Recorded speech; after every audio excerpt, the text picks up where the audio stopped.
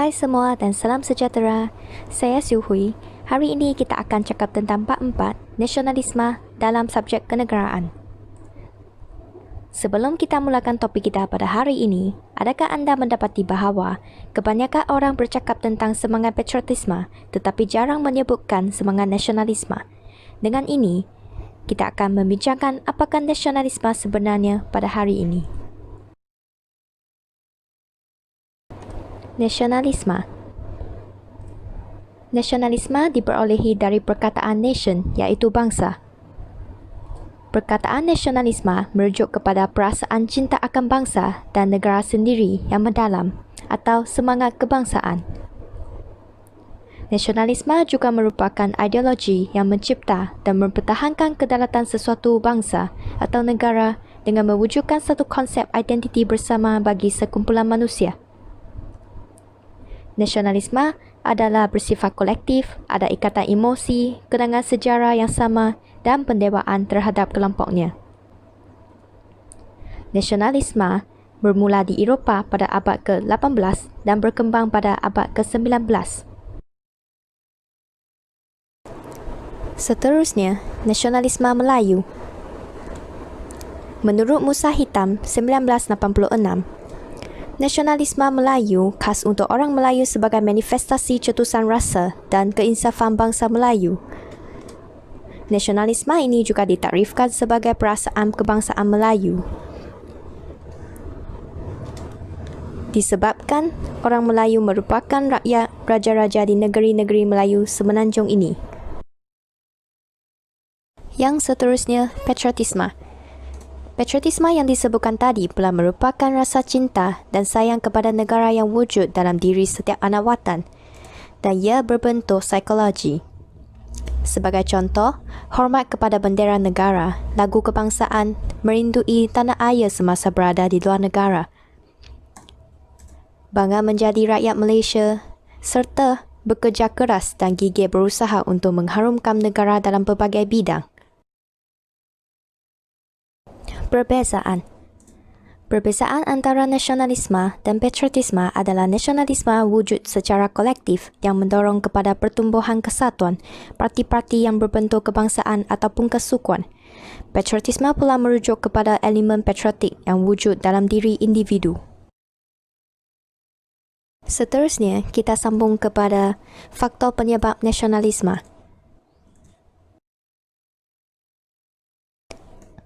Faktor penyebab nasionalisme. Antara faktor penyebab nasionalisme adalah penindasan dan penyelewengan penjajah. Yang kedua adalah dasar penjajah yang mengabaikan kepentingan rakyat. Yang ketiga pula adalah usaha rakyat untuk membentuk dan mengukuhkan negara.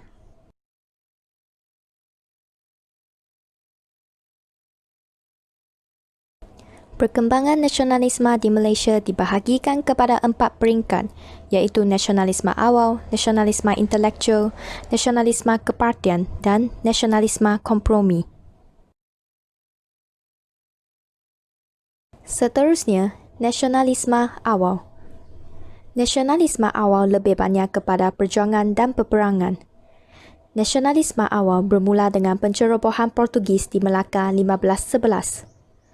Dari segi ekonomi, nasionalisme ini diwujudkan kerana pihak British mengambil alih tugas pungut cukai dan memperkenalkan sistem cukai baru yang membebankan rakyat serta pembesar juga kehilangan sumber pendapatan. Dari segi politik pula, nasionalisme awal diwujudkan kerana penjajahan tersebut telah mengurangkan kuasa Sultan Melayu dan pembesar dalam hal pentadbiran. Presiden yang berfungsi sebagai penasihat kepada Sultan atau Raja Melayu tetapi hanya menjalankan tugas yang diarahkan oleh kerajaan British sahaja. Faktor mewujudkan nasionalisme awal dari segi sosial pula merupakan British membawa nilai-nilai baharu yang bertembungan dengan budaya atau peradaban, iaitu Clash of Civilizations. Selain itu, sistem pendidikan yang mewujudkan sekolah Inggeris dan menyebarkan agama Kristian dianggap mencemarkan kemudian nilai-nilai tradisional Melayu.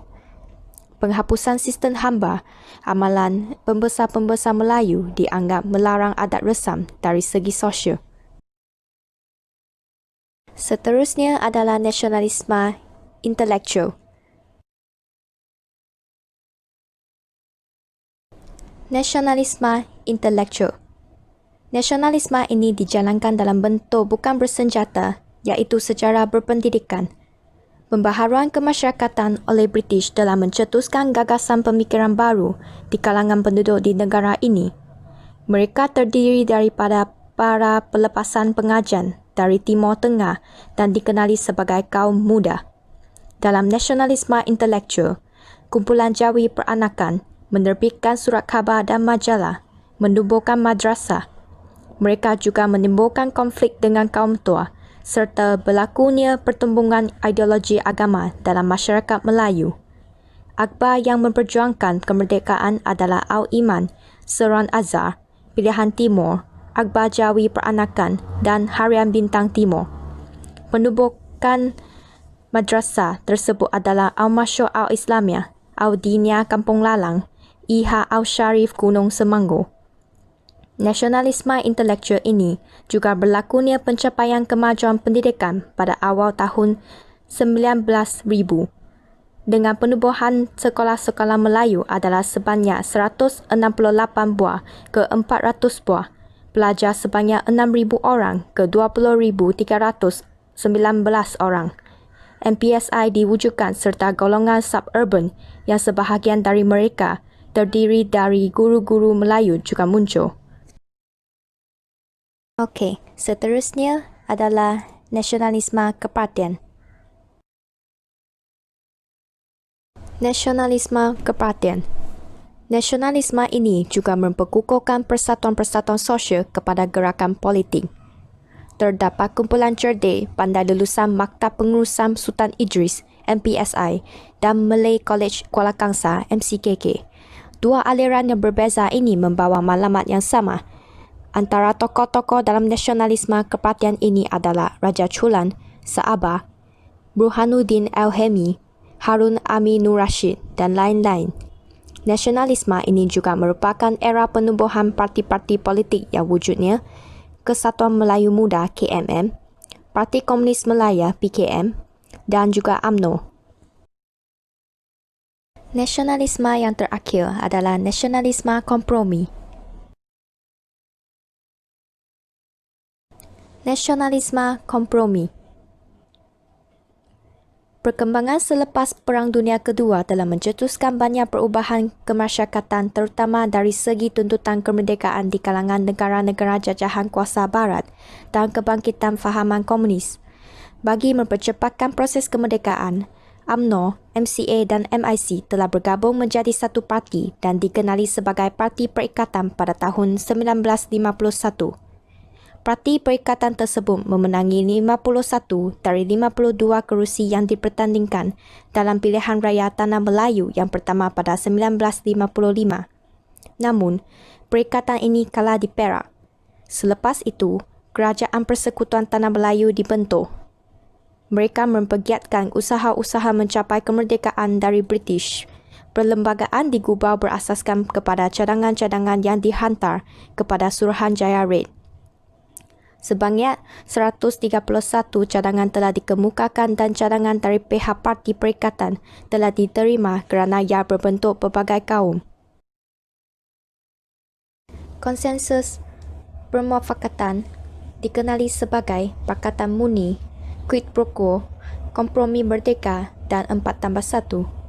Persetujuan yang paling besar dicapai ialah kesediaan orang Melayu untuk menerima semua rakyat imigran bukan Melayu sebagai warga negara Tanah Melayu melalui prinsip jus soli.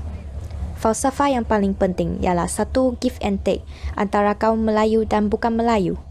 Dengan ini, mereka yang bukan Melayu bersetuju dalam perkara-perkara berikut iaitu Raja-Raja Melayu sebagai pemerintah, hak istimewa diberi kepada orang-orang Melayu, bahasa Melayu sebagai bahasa kebangsaan, serta agama Islam sebagai agama rasmi. Tambahan lagi, semua masyarakat imigran diterima sebagai warga negara Malaysia berasaskan kepada prinsip jus soli yang merupakan asas penting dalam perlembagaan Malaysia. Dengan ini, tiada sesiapa pun berlayak mempertikaikan dan akan disabitkan kesalahan oleh mahkamah sebab prinsip ini adalah muktamad.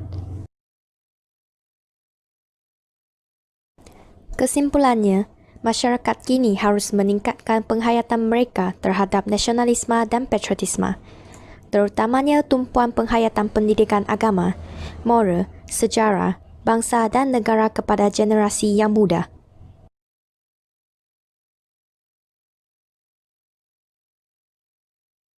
Sampai sini tamatlah video kita. Sekian, terima kasih.